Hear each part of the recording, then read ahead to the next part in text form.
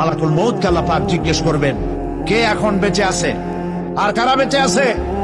তিনি বলবেন হযরত জিবরাইল, হযরত মিকাইল, হযরত ইসরাফিল। আল্লাহ পাক নির্দেশ করবেন, এদের জান কবজ করো। ইসরাফিল, মিকাইল ডান কবজ হবে। হযরত জিবরাইল আমিন শাদীদুল কুওয়া, প্রচন্ড ক্ষমতা আল্লাহ তাকে দান করেছেন, সুবহানাল্লাহ বলে। দুনিয়ার সব নবীদের কাছে বাণী বহন করে নিয়ে আসছেন পূর্ণ অথেন্টিসিটির সাথে, সুবহানাল্লাহ। আল্লাহ পাক যাকে বলেছেন রূহুল আমিন। নবী করিম সাল্লাল্লাহু আলাইহি সাল্লামের মেরাজের রাত্রে যে কথা বলা হয়েছে, ওয়ালাকাদ রাআহু বিল উফুকিল মুবিন, পশ্চিম দিক বলয় তিনি যা দেখতে পেয়েছিলেন, তাফসীর বলছে হযরতে জিবরাইলের পূর্ণ আকৃতিতে নবী করিম সাল্লাল্লাহু আলাইহি সাল্লাম তাকে দেখতে পেয়েছিলেন। হযরতে জিবরাইল যখন দুনিয়া আসেন, কোন কোন কিতাবে লেখা হয়েছে 600 ডানা আছে তার, 2 ঝাপটায় আকাশ থেকে জমিনে চলে আসেন, সুবহানাল্লাহ। হযরতে জিবরাইলকে আল্লাহ পাক বলবেন তাকে মওত দাও। হযরতে জিবরাইলও বিদায় হয়ে যাবে। আল্লাহ প্রশ্ন করবেন, এখন আর কে বাকি? মান বাকিয়া ইয়া মালাকাল মউত। মালাকুল মউত বলবেন, হে আল্লাহ তাআলা, এখন তোমার সামনে আমি দাঁড়িয়ে আছি, আর কেউ নেই। আল্লাহ পাক বলবেন, মুত ইয়া মালাকাল মউত। আল্লাহু আকবার, মুত ইয়া মালাকুল মউত, মরে যা, মরে যা। মালাকাল মউত মরে চলে যাবে, এরপরে আর কেউ নাই। আল্লাহ রাব্বুল আলামিন এই অবস্থায় কত বছর কত কাল চলে যাবে আল্লাহ পাক ভালো জানেন, কেউ নাই। আজকের রাজত্ব কার? আল্লাহ প্রশ্ন করবেন, আজকের রাজত্ব কার? আল্লাহ পাক আওয়াজ দিবেন, বলবেন, আজকের রাজত্ব কার? কোন জবাব নাই, আকাশের নাই, জমিনের নাই, আকাশও তো নাই, কারো কোনো জবাব নাই। আল্লাহ পাক বলবেন, লিল্লাহি ওয়াহিদুল কাহ্হার। আজ একমাত্র রাজত্ব হচ্ছে পরাক্রমশালী আল্লাহ রাব্বুল আলামিনের। আল্লাহ পাক বলবেন, ইয়া দুনিয়া আইনা শুজারুকি, হে পৃথিবী তোর গাছগুলা কই? ইয়া দুনিয়া আইনা জিবালুকি, হে পৃথিবী তোর পাহাড়গুলা কই? আইনাল জব্বারিন, স্বৈরাচারেরা কোথায়? কারো কোনো জবাব হবে না। আল্লাহ পাক এরপরে আবার মানুষগুলিকে চিন্তা করবে, সুবহানাল্লাহ। ওয়াইজাল কুবুরু বুসিরাত, যা কিছু মাটির মধ্যে লুকায়িত ছিল সবগুলি আল্লাহ পাক বের করে নিয়ে আসবেন।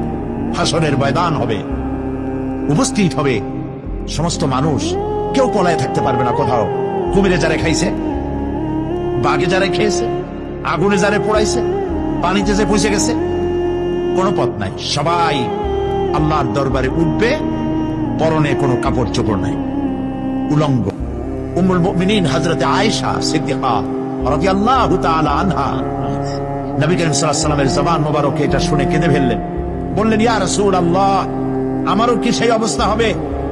তিনি বললেন, হ্যাঁ। উম্মুল মুমিনিন বললেন, ইয়া রাসূলুল্লাহ, তখন কি আমার শরম হবে না? আল্লাহর নবী বললেন, কিয়ামতের এই বিভীষিকাময় দৃশ্য দেখে মানুষ মানুষের দিকে তাকাবার কোনো হুঁশ থাকবে না। সব মানুষ উপরের দিকে তাকায় থাকবে, নিচে তাকাবার কারো কোনো ক্ষমতা থাকবে না। মানুষ অস্থির হয়ে যাবে। সেই হাসরের ময়দান বিচারক আল্লাহ রাব্বুল আলামিন প্রত্যেকটি মানুষকে তার কৃতকর্মের জন্য হিসাব দিতে হবে। আল্লাহ রাব্বুল আলামিন বলেন, পরকালীন জীবনের ব্যবস্থাপনাটা কেমনে হবে শোনো।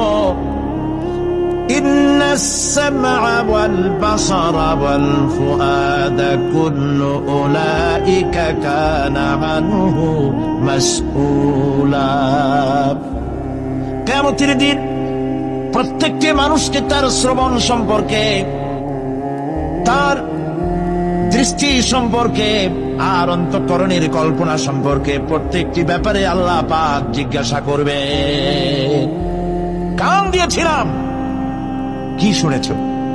যা শুনছো তা আমল করেছো কিনা? আমার নিষেধ করা জিনিসগুলি শুনছো নাকি? কানের জবাব দিতে হবে। কান আল্লাহ পাক দিয়েছেন, সুবহানাল্লাহ। এই কান দুটো যার নাই, কান আছে শুনতে পায় না, কত বড় কষ্টে আছে সে। মানুষের চিল্লায় কথা পায়, সে বুঝেই না। আছে না এমন? এই কানের সম্পর্কে প্রশ্ন করা হবে, শ্রবণ সম্পর্কে, দর্শন সম্পর্কে প্রশ্ন করা হবে। যা দেখতে নিষেধ করেছি সেগুলো দেখছো নাকি? এর শোকরিয়া আদায় করেছো নাকি? দুটি চোখ, এর শকর আদায় করা কি সম্ভব ভাই? আদায় করা সম্ভব? এই দুটি চোখ যদি না থাকতো আমার গর্ভধারিণী মাকে দেখতে পারতাম না। এই সুন্দর চোখ দুটি যদি আল্লাহ না দিতেন, আল্লাহর এই সুন্দর সৃষ্টি দেখা থেকে বঞ্চিত হয়ে যেতাম। আল্লাহকে বলি, মনিব, হে বিশাল আকাশের মালিক, তুমি দয়া করে না চাইতে আমাদের শরীরে যা দিছো নিয়ামত মৃত্যুর আগে সিনায় নিও না। দুটি চোখের শকর আদায় করতে পারবো না। চোখের মধ্যে পানি আছে, কান্নার পানি না, সবসময় চোখে পানি আছে। চোখে আমরা পলক দেই না? কত কুদরত আল্লাহ পাকে। এই পৃথিবীতে দিনে রাতে অসংখ্য পলুয়েশন, রোগ জীবাণু সমানে উঠতেছে। এখন যদি মাইক্রোস্কোপ যন্ত্র এখানে থাকতো তাহলে দেখতেন এই পরিবেশটা কত দূষিত, কত পলুয়েশন, কত জাল। এগুলি নাকের মধ্য দিয়ে পেটে যাচ্ছে, চোখের মধ্যে ঢুকতেছে। ক্রমাগত চোখের ভিতরে ধুলাবালি ঢুকবে, আর পরিষ্কারের কোনো ব্যবস্থা যদি না করা হয় চোখের দৃষ্টি নষ্ট হয়ে যেতে পারে। এই জন্য আল্লাহ রাব্বুল আলামিন চোখের ভিতরে মেডিসিন রূপী এক প্রকারের পানি রেখেছেন, আর অটোমেটিক চোখের পাতা ওঠানামা করে প্রতি মুহূর্তে চোখকে ক্লিন করে দিতেছে। এই চোখ সম্পর্কে আল্লাহ রাব্বুল আলামিন প্রশ্ন করবেন, অন্তঃকরণ সম্পর্কে প্রশ্ন করবেন। জবাব দেওয়া সেদিন বড়ই কঠিন হয়ে যাবে। এই জন্য আল্লাহ রাব্বুল আলামিন দুনিয়াবাসীকে সতর্ক করে দিচ্ছেন। তিনি আরো বলছেন, ওয়ালাকাদ খালাকনাল ইনসানা ওয়া না'লামু মা তুওয়াসবিসু বিহি নাফসু ওয়া নাহনু আকরাবু ইলাইহি মিন হাবলিল ওয়ারিদ। মানুষ সৃষ্টি করেছি আমি, তার অন্তঃকরণে কি চিন্তা হয়, কি কল্পনা হয় তাও জানি আমি।